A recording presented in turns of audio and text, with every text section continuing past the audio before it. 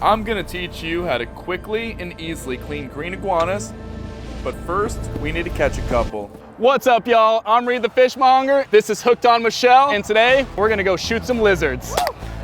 Woo! Today, we're hunting with air rifles with Matt from Iguana Safari Tours. The highway you see here and these farms are both negatively impacted by green iguanas.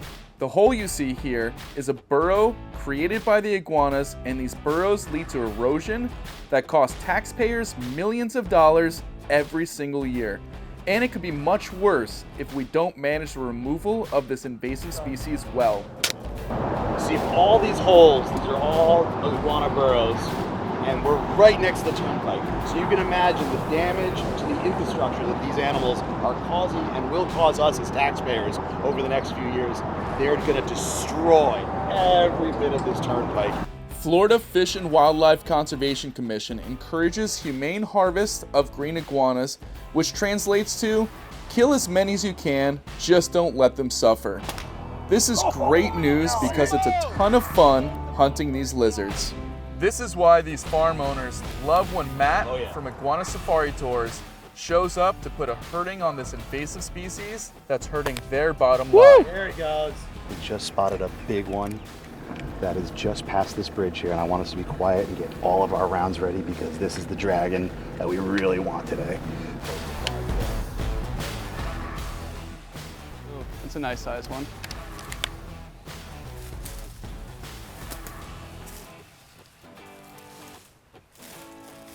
There's a nice size one. Oh no. Nice! That's a big old boy right there. Big one, right? Yeah, no, that's a dragon. That's what you were looking for right there. Really interesting blue color on him too.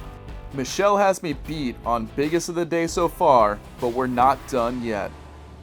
I can't shoot this one because he's on top of the berm with homes behind him. That's okay, because I think I just spotted the biggest one yet. That's the one we're looking for right there, baby. Now, let's go fillet up some iguanas. This is the easiest way to quickly clean your iguana. When it comes to cleaning chicken of the trees, all we're going for are the legs and the tail. You can feel a joint right there and pop, then cutting it off, super easy. We'll repeat the process, go right at that base, comes off, super easy. Do it again. So there's the bottom of the bone right there. And if you hit underneath that, you don't have to crunch through any bone. There we go, that bone is exposed. Sliding underneath it is super easy. For the prize of the iguana, the tail meat. You've got that opening naturally on these big males. We're gonna use that, give it a little pop, and cutting through the rest, super easy. Nothing else we want from it. All right, we got this massive tail. The first thing we wanna do is take the top off. I call it the dorsal fin of the iguana. This is where all the meat is at, and this is mostly just bone, so we're gonna get rid of that bottom part. And now, almost like skinning a fish, we're just going to let the skin guide the knife. As we slide down, let that skin guide your knife. And look at that. That is the prize of the iguana right there. Now when it comes to these legs right here, we don't need the paws, and they're just gonna get in the way of skinning. So we're gonna take those off. See that bone right there? Once you have that bone exposed, as long as your knife is right underneath it, cutting that paw off is super easy.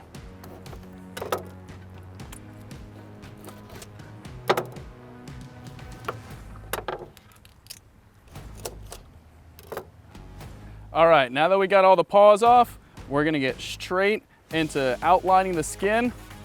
All we need is one long incision, and it'll mostly peel right off, just like skinning a fish. You can often peel yourself a little starting point, then get your knife flush, give it a gentle sawing motion. Now that you're there, you can run your knife along the whole thing and just let it roll over as you're skinning it. Super easy. Little piece of skin left behind, cut that out. And look how meaty that is. That is a huge iguana thigh. Now, we're just gonna repeat the process on all of these legs. Look at that, it just rolls right off. And just like that, we helped a bunch of local farmers protect their crops, taking out one of those giant males, and we're gonna have a banging dinner. Time to cook up some chicken of the trees. All right guys, first thing we wanna dust our iguana in an old family secret recipe flour. After washing our lizards, we wanna dry them off real good, and we're gonna coat them all in this seasoning and all the folds, all the nooks and crannies. If you want an extra crunch, you can egg wash it first, then dust it in the flour, but we're just going straight to the flour. Woo, look at the size of that leg.